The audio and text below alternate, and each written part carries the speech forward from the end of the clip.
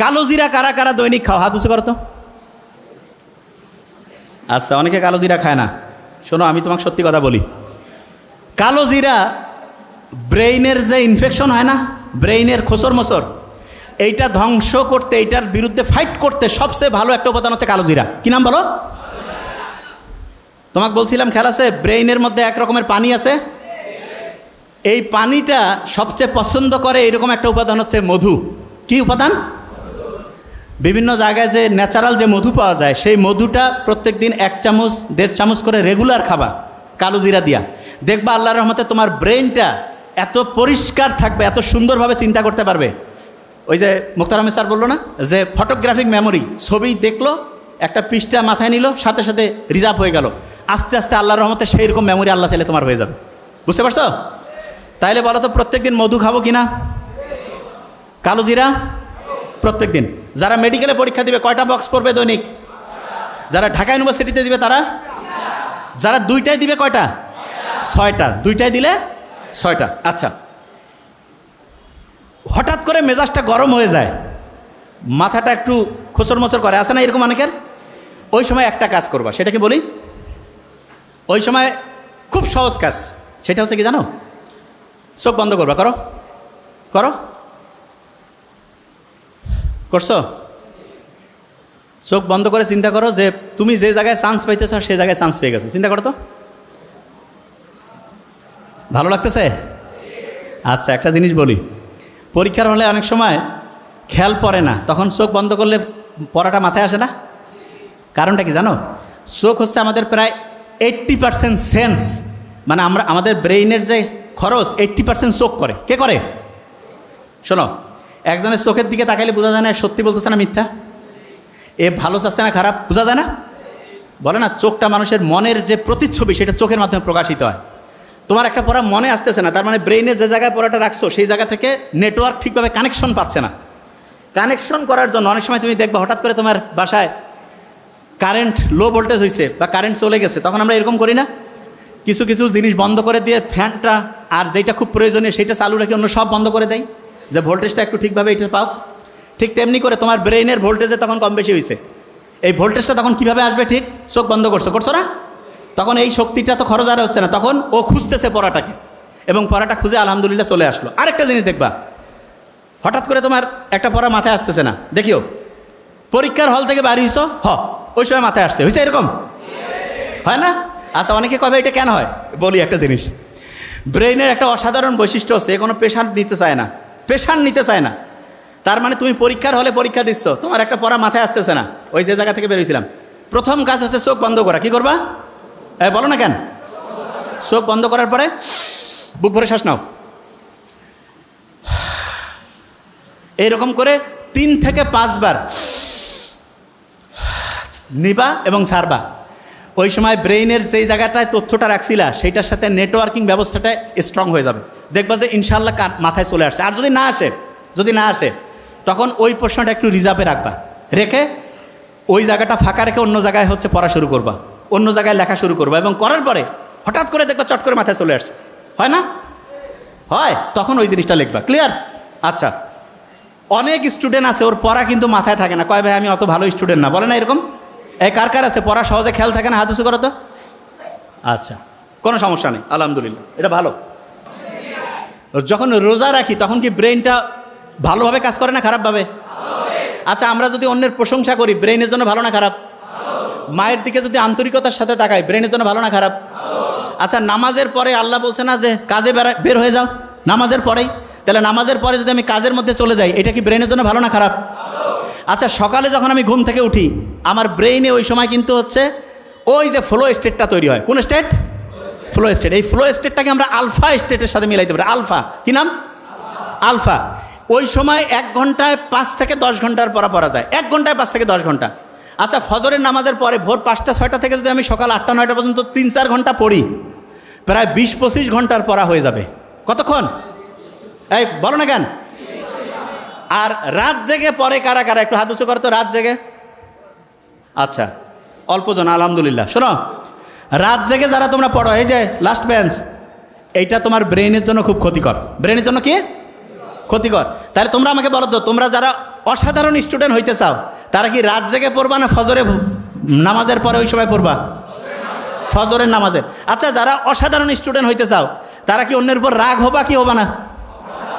অন্যের কি সমালোচনা করবা নাকি হচ্ছে প্রশংসা? মা বাবার সাথে ভালো সম্পর্ক না খারাপ? আচ্ছা, নামাজের আগে এবং পরে উজু করলাম তারপরে পড়লাম, নামাজ পড়লাম তারপরে পড়লাম, এটা ব্রেনের জন্য ভালো না খারাপ? ভালো।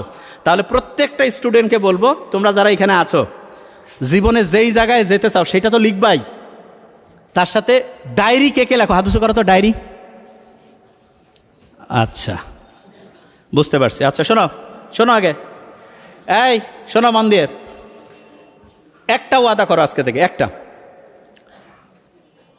হার্ভার্ড বিজনেস স্কুলের নাম শুনছো? হার্ভার্ড, সেইখানে এরকম হল রুম ভর্তি হচ্ছে স্টুডেন্ট ছিল। তাদেরকে জিজ্ঞেস করলো যে তোমরা জীবনে কে কি হইতে চাও, এটা লিখছো কারা কারা?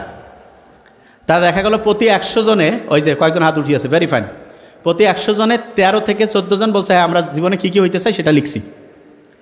তারপরে বলছে যে ওই জিনিসগুলো অর্জন করার জন্য কী কী করবা এই পরিকল্পনা সহ কারা কারা লিখছো। দেখা গেছে প্রতি 100 জনে 3 থেকে 4 জন লিখছে। 10 বছর পরে ওই স্টুডেন্টদের হচ্ছে কেরিয়ার অ্যানালাইসিস করা হলো যে কে কোন জায়গায় কতটুকু সফল হয়েছে, কি অবস্থায় আছে। যারা কিছু লেখে নাই, জীবনে কি করতে চায়, তাদের জীবনে যেই অবস্থায় ওই সময় ছিল, যারা লিখছিল তারা তাদের চাইতে প্রায় 5 গুণ পর্যন্ত ভালো অবস্থায় ছিল যারা লিখছে। আর যারা পরিকল্পনা সহ লিখছে যে আমি এইটা সফল হওয়ার জন্য এইটা করব, এইটা ব্যর্থ হইলে এইটা করব, এইটার পরে এইটা করব, তারা প্রায় 10 থেকে 12 গুণ বেশি সফল হয়েছে, বেশি সাকসেসফুল হয়েছে। তাইলে আমরা যারা এখানে আসি, এই জিনিসটা খুব ইম্পর্ট্যান্ট। যেই জিনিসটা তুমি হইতে চাও সেটা ইনশাআল্লাহ তুমি 10 গুণ পর্যন্ত হইতে পারো, অসাধারণ জায়গায় যাইতে পারো। এইটা তোমাকে মাথায় থাকলে হবে না, এটা লিখতে হবে। এটা কি করতে হবে? আচ্ছা, এবার হাত উঁচু করো তো, সত্যিকার অর্থে আজকে গিয়েই লিখবা, আজকে গিয়েই লিখবা। কারা কারা হাত উঁচু করো তো? এই ওই লিখবে না, আজকে গিয়ে লিখবে কারা? ভেরি নাইস, আজকে গিয়ে লিখবে না? ওকে, ভেরি ফাইন। এই প্রত্যেক দিন আগামীকালকে কি করবা এইটা রুটিন অনুযায়ী লিখে ফেললে, এই প্রত্যেক দিন আগামীকালকে কি করবা এটা রুটিন অনুযায়ী যদি লিখে ফেলো, তাহলে তোমার কাজের যে গতিটা আছে না, এটা 25 থেকে 40% পর্যন্ত বেড়ে যায়। কত পার্সেন্ট? না, এটা বুঝাইতে পারিনি। এই লাস্ট মেসেজ, এটা শুনো আগে। এই তোমরা যারা অসাধারণ স্টুডেন্ট হইতে চাও, তাদের এই 1 নম্বরে এই কাজটা করতে হবে। সেটা কি? কি হইতে চাও সেটা লিখে ফেলতে হবে। কি করতে হবে? লিখে ফেলতে হবে। এবং আগামীকালকে কি করবা এটা রুটিন আকারে লিখবা। রুটিন, আচ্ছা রুটিনটা অনেকে করতে পারে না, যে কীভাবে রুটিন করবো একটু বলে 1 মিনিটে। আগামীকাল ধরো যে ভোর 5টা থেকে 6টা আমি ধরো যে ফিজিক্স পড়বো, 6টা থেকে 7টা ধরো ইংলিশ পড়বো, 7টা থেকে 8টা ধরো বায়োলজি পড়বো। 1 ঘন্টা করে করে রাখছি না? 1 ঘন্টা কিন্তু একটানা পড়বা না, 20-25 মিনিট পড়বা, 5-10 মিনিট রেস্ট, আবার 20-25 মিনিট পড়বা, 5-10 মিনিট রেস্ট। ওই যে রেস্ট নেওয়ার যে টাইমটা আছে, ওই সময় ব্রেইনের জন্য যেটা ভালো, ঘুমাচ্ছে, ব্রেইনের জন্য যেটা ভালো, ব্রেইনের জন্য যেটা ভালো সেটা করতে হবে। সেটা কি? বলো তো, বুক ভরে শ্বাস নেওয়া, এটা ব্রেনের জন্য ভালো না খারাপ? তাইলে ওই 5-10 মিনিটের যে রেস্ট, সেই সময় বুক ভরে শ্বাস নিলে কি লাভ হবে না ক্ষতি হবে? পানিটা ব্রেনের জন্য ভালো না খারাপ? ওই সময় যদি একটু পানি পান করি, ভালো না খারাপ? ব্রেইনের জন্য কুসুম কুসুম গরম পানি ভালো, একটু গরম পানি, কুসুম কুসুম গরম পানি, এটা খাবো। আচ্ছা, ব্রেইনের জন্য হাঁটাহাঁটি করা ভালো, হাঁটাহাঁটি করা কি? তাহলে আমি যেই সময় 20-25 মিনিট পড়লাম, পড়ার পরে যে রেস্ট টাইমটা, ওই সময় প্রথম যে কাজটা করবো, বুক ভরে শ্বাস না, বলি বুক ভরে। দ্বিতীয় হচ্ছে পানি পান করা, কি কাজ? তৃতীয় হচ্ছে একটু হাঁটাহাঁটি করা, কি করা? আর যখন পানি পান করবা, একটু বিসমিল্লাহ বলে পানিটা খাবা, আলহামদুলিল্লাহ বলবা। আলহামদুলিল্লাহ বললে তো ব্রেনের প্রিফ্রন্টাল কর্টেক্স, হিপ্পোক্যাম্পাস খুব খুশি হয়ে যায় এবং অসাধারণভাবে সে কাজ করতে পারে। ক্লিয়ার? তাহলে সামনে যতজন শিক্ষার্থী আছে, আমরা এটা কিন্তু একটা পরীক্ষামূলক করতে পারি। সেটা কি?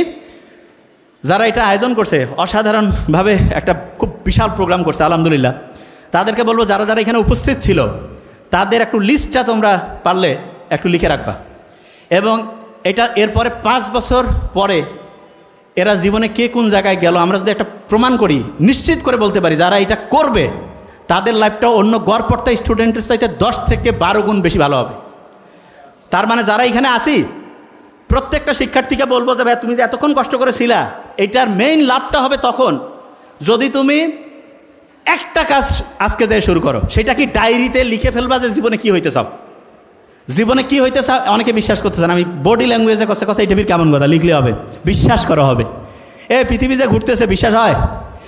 কই দে, অনেকে মূর্খ লোক রিক্সাওয়ালা বা অন্য যারা জিজ্ঞেস করে, কয় ভাই মাথা খারাপ হয়ে গেছে, কই পৃথিবী ঘুরে? কারণ আর মাথায় এটা আসবে না, পৃথিবী ঘুরতেছে কই কিছুই তো দেখি না, কয় ভাই আপনারা মাথা ঘুরে, এরকম বলবে। তা তুমি লিখলে সফল হবা, এটা কি বিশ্বাস করো? এত আসতে লিখলে সফল হবা না ব্যর্থ হবা? যদি সফল হইতে চাও তাহলে তোমার পরিকল্পনাটাকে লিখবা কি লিখবা না? লিখবা। আচ্ছা, প্রত্যেকে ডায়েরিতে লিখে ফেলবা এবং শোনো, টার্গেটটা বড় করো। দেখো মুসলমানরা কোন অবস্থায় আছে সারা পৃথিবীতে, মুসলমান হোক অন্য যে ধর্মেরই লোক হোক, যারা যারা খারাপ অবস্থায় আছে তাদের জন্য কাজ করা আমাদের প্রত্যেক মুসলমানের দরকার কি দরকার না? তা তুমি অন্যের জন্য কাজ করতে চাইলে তোমাকে আগে শক্তিশালী হইতে হবে না দুর্বল? তুমি যদি শক্তিশালী হইতে চাও তাহলে তোমার ব্রেনটা কি শক্তিশালী বানাইতে হবে না দুর্বল? ব্রেনকে শক্তিশালী বানানোর জন্য প্রত্যেক দিন রুটিন করা দরকার কি দরকার না?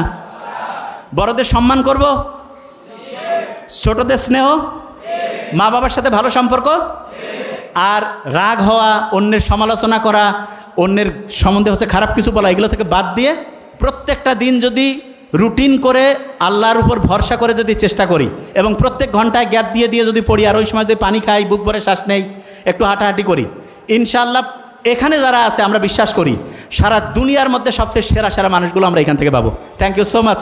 আসসালামু আলাইকুম।